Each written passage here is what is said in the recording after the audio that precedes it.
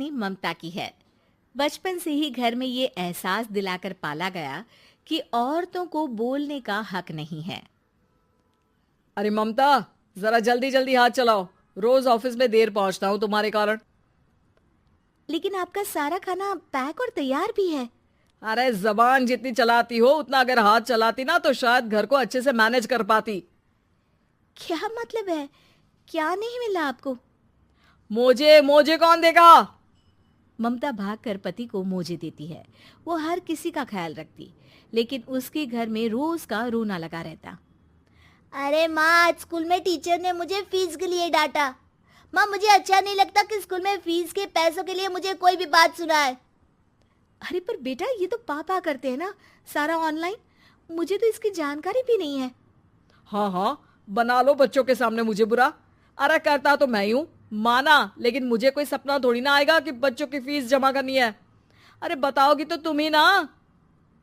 ममता की अब ये आदत में शुमार हो चुका था। वो हमेशा हर बात के लिए खुद को ही दोषी मानती। एक दिन वो पड़ोस की दोस्त से कहती है, समझ नहीं आता यार, मैं इतनी डम कैसे हो सकती हूँ। बात तो सही भी है ना। अब पति बेचारा नौकरी करे, पैसे कमाए, या फिर ये देखे कि बच्चों की फीस का वक्त है। क्या करूँ यार।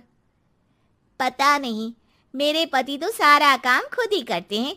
वो तो कहते हैं कि तुम थक जाती होगी, सारा दिन घर बाहर बच्चे तो। अच्छा, ऐसे भी पति होते हैं क्या? अरे क्या बात कर रही है? भाई साहब कभी तुझे किसी बात के लिए सुनाते नहीं? किसने कहा नहीं सुनाते? अरे ये पति चीज ही ऐसी होती है कि बिना पत्नी को सुनाए उन्हें चैन की नींद कहाँ आती है। तो तू भी परेशान रहती होगी कि कैसे, क्या, कब भूल गई। अरे वो तो मुझे बस इस बात के लिए ताना देते हैं कि मैं वक्त पर खाना क्यों नहीं खाती या पार्लर जाकर अपनी साज सज्जा क्यों नहीं करवाती। पड़ोसन बोल ही रही होती है कि ममता के बेटे की आवाज आती है। अरे माँ, क्या हो गया? लग नहीं रहा कि आज आप मुझे पानी भी देगी। अरे कब से खाने के लिए वेट कर रहा हूँ। अरे यार, मैं चलती हूँ। बेटा खाने के लिए वेट कर रहा है, मैंने उसे खाना भी नहीं दिया। अरे 12वीं में पहुंच चुका है तुम्हारा बेटा, उसे बोलो खुद पानी लिया करे।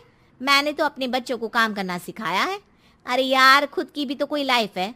माना जब नहीं कर सकते थे तो किया, लेकिन अब इतने बड़े बच्चों की हर बात मानेंगे तो मुश्किल तो अपने को ही होगी। ममता को पड़ोसन की बात में दम तो लगता है, लेकिन करे क्या, आदत भी तो खुद ही ने डाली थी। ममता घर जाती है कि तभी बेटी आ जाती है। माँ, परसों मुझे एक शादी में जाना है। तेरी वो जो लाल वाली साड़ी है ना, उसे दे देना।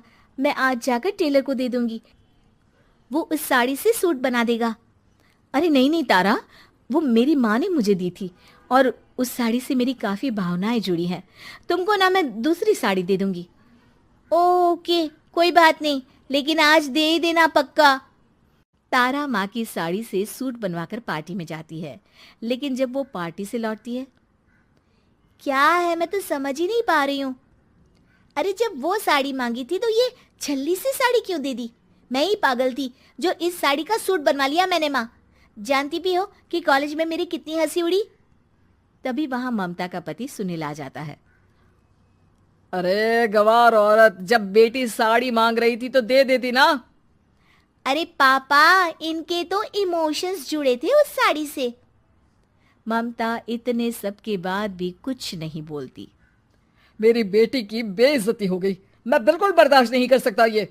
मैं नहीं चाहता कि मेरी बेटी से कोई भी ज्यादा सुंदर लगे पूरे कॉलेज में। जी, वो पढ़ने में तारा बिल्कुल अच्छी नहीं है, उसकी पढ़ाई पर आप ध्यान दीजिए ना। अच्छा, अब तुम मुझे बताओगी कि मुझे किस पर ध्यान देना और किस पर नहीं। रमेश जैसा ही ये वाक्य पूरा करता है, ममता की बेटी और पति उस पर जोर जोर से हंसते हैं। अरे ठीक है ना, पता ही नहीं चला कि कैसे वक्त इतना बीत गया। अरे कैसे पता चलेगा माँ, हम लोगों के पीछे जो तू बैताल की तरह चिपकी रहती थी, तुझे कैसे वक्त का पता चलता। ममता को पहले सास ससुर, फिर पति और बच्चों की तरफ से इस तरीके की बातें सुनकर उसका मन बहुत दुखी रहता था। एक दिन, सुनो ना, बहुत दिनों से कमर के नीचे बहुत दर्द रहता है। कल मैंने देखा तो एक फोड़ा था। अरे ममता, एक बार अपने पति से बात करो, वो तुम्हारा फोड़ा डॉक्टर को दिखा देंगे। अरे नहीं नहीं, वो तो गुस्सा हो जाएंगे। अरे क्यों गुस्सा हो जाएंगे? तुमको दर्द है? हाँ, लेकिन वो यही बोलेंगे कि ऑफिस जाऊं या फिर तुम्हें लेकर डॉक्टर के पास। तो बेटे से ही बात कर ले।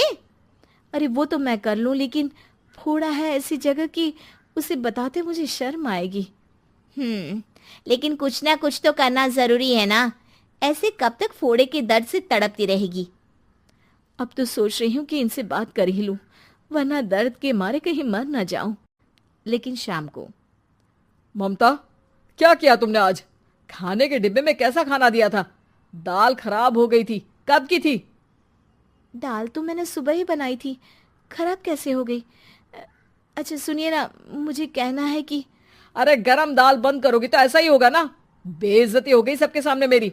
ऑफिस वालों ने ऐसा मजाक उड़ाया कि क्या बोलूं। कल से ठीक से खाना देना है तो देना, वरना खाना देना बंद कर देना। बाहर खा लूंगा मैं। ममता, जो पति से अपनी परेशानी बताने वाली थी, वो अब ये सोचने लगती है कि कल से पति को खाने में क्या दे। अगले दिन ममता थकी थकी सी हालत में, आप लोगों के लिए नाश्ता बना दिया है, खाना बनाने की हिम्मत नहीं है आज तो। रात भर सोकर थक गई है ना, इसीलिए तो खाना नहीं बना सकती। हिम्मत नहीं हो रही है, मैं बस सोने जा रही हूँ। बस मैडम को सोने का बोल दो, फिर देखो कैसे सोती रहती है। माँ, फिर वही पराठा सब्जी। अरे हमारे साथ के दोस्त एक से बढ़कर एक नाश्ता खाना लेकर आते हैं, आप तो बस। सभी घर से निकल जाते हैं, लेकिन जब शाम को बेटा घर आता है तो घर में अंधेरा रहता है। बेटा लाइट जलाता है। क्या माँ, तुम्हारा भी जवाब नहीं है बिजली का बिल बचाने के लिए? वो बोल ही रहा होता है कि सामने माँ जमीन पर लेटी मिलती है। वो उसके पास जाता है। अरे माँ, क्या हो गया माँ?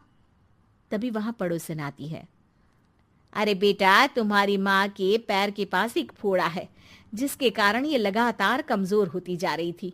मैंने उसे पहले ही कहा था कि घर में बता दो, लेकिन तुम्हारी माँ किसी को तंग करना नहीं चाहती थी। तभी वहां डॉक्टर आ जाता है। अरे इनके ऑर्गन में दिक्कत है, कोई बात है जो इनके मन में खटक रही है। अरे नहीं नहीं, इसके मन में कोई बात नहीं है, कोई काम है नहीं ना इसके पास, सारा दिन बस घर में ही रहती है। देखिए, मैं तो ये नहीं जानता, लेकिन हाँ, इनके मन में हमेशा कोई बात रह जाती होगी, इसीलिए उनकी ये हालत है। अगर आप समय से नहीं ले आते तो हो सकता था कि। अरे नहीं नहीं डॉक्टर साहब, हम पूरी कोशिश करेंगे कि वो ठीक हो जाए। हम लोगों ने अपनी ही परेशानी माँ के सामने रखी, लेकिन किसी ने माँ की दिक्कत को जानने की कोशिश तक नहीं की। हाँ, मैंने भी ममता को हमेशा घरेलू जरूरत से ज्यादा काम का नहीं सोचा था। ममता को होश आता है और वो खुद को अपने बेडरूम में देखती है।